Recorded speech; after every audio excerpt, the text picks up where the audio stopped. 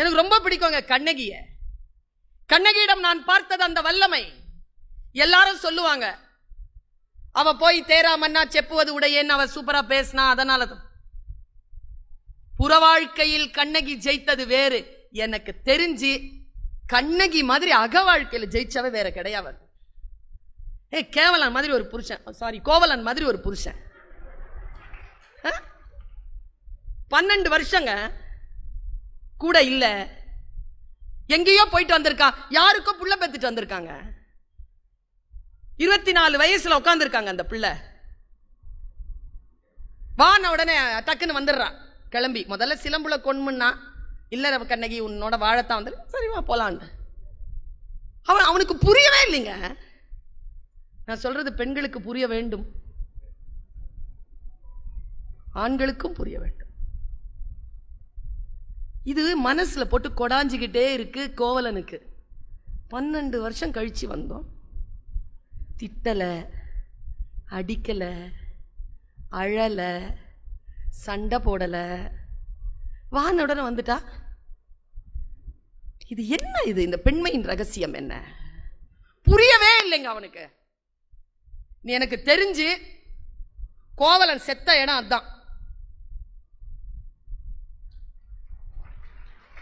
வாமா போலாம் நடன. அதை கேட்கிறான் அவன். மாதரி வீட்டில் கேட்கிறான். கண்ணகி ஒரே ஒரு டவுட்டு, சாவ போறான். ஆனா நல்ல ஆன்மா போல இருக்கு. சாவும் போது சில டவுட்டை கிளியர் பண்ணிட்டு போயிருக்கான். சில பேர் டவுட் கிளியர் பண்ணாமே செத்து போயிடுறாங்கல்ல, ஆவியா அலைவான். அவன் போனவன், அவ்வளவுதான், முடிஞ்சு போச்சு.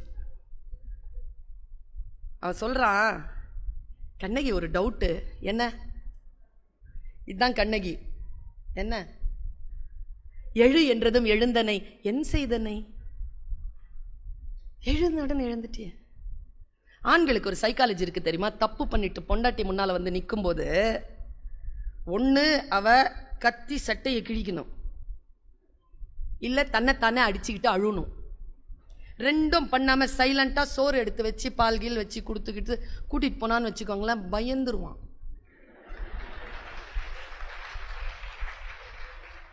இந்த பயத்துல தான் வரான் கோவலன். என்ன ஒண்ணுமே சொல்ல மாட்டேங்கிறாள, வாய் திறந்து ஒண்ணுமே சொல்ல மாட்டேன். அவன் வந்த உடனே சலம் புனர் கொள்கை சலதியோட ஆடி குலநெறி வான்பொருள் குன்றந்தொலத்த இளம்பாடி எனக்கு நாணத்தரம் சிலம்புல கொன்முன்னா. காசிலாம் வராது, அந்த சிலம்பு இருக்கு எடுத்துட்டு போனா. இப்படி இவ்வளவு உறுதி அவளுக்கு.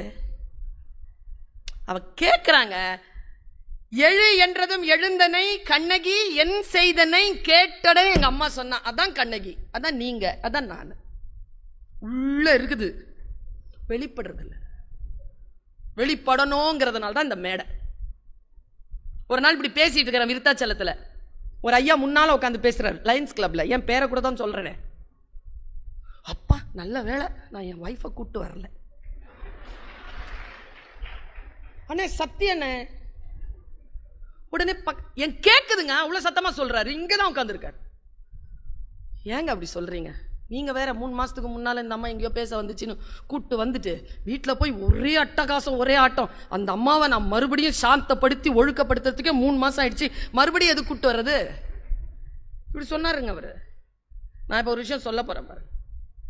கண்ணகி சொன்னா, எழு என்றதும் எழுந்தனை என் செய்தனை. உடனே எங்க ஐயா அப்துல் காதர் ஐயா வாழற இடம், நம்ம கவிக்கோ அப்துல் ரஹ்மான் வாழ்ந்த இடம் வாணியம்பாடி.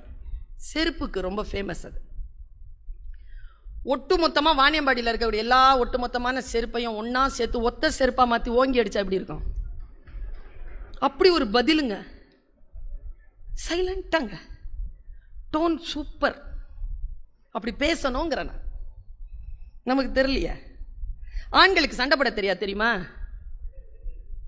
சத்தியமா தெரியாதுங்க. அப்பதான் ஆரம்பிச்சிருக்கோம் சண்டை. இப்ப கடைசியா நீ என்னதான் சொல், சண்டை சண்டையே ஆரம்பிக்கல, வெயிட் பண்ணு. எழு என்றதும் எழுந்தனை கண்ணகி என் செய்தனை. அம்மா சொல்லுச்சிங்க, போற்றா ஒழுக்கம் புரிந்தீர். எப்படி? போற்றா ஒழுக்கம் புரிந்தீர், யாவதும் மாற்றம் ஏதும் நிகழ்த்த முடியா வாழ்க்கையினன் ஆதலின் எழு என்றதும் எழுந்தனன். மாற்ற முடிஞ்சுதான் என் வாழ்க்கைய. கேடு கெட்ட வாழ்க்கை நீ வாழ்ந்துட்ட. உன் வாழ்க்கை என்னால மாத்த முடிஞ்சதா? என் வாழ்க்கை உன்னோட இருக்குதே, எனக்கு வேற சாய்ஸ் இல்லையே. அதான் வந்தேன். இது சொன்னா பாருங்க, அங்க விதிர்த்து போனதுதான் அவன் விதி. நான் ஒரு விஷயம் சொல்றேன், எங்க வீட்டுல போய் யோசிங்க. அதை நான் சொல்லி இருக்கிறேன். கோவலனை கொன்றது கோவலனின் தீ ஒழுக்கம் கிடையாது, கண்ணகியின் நேர்மை.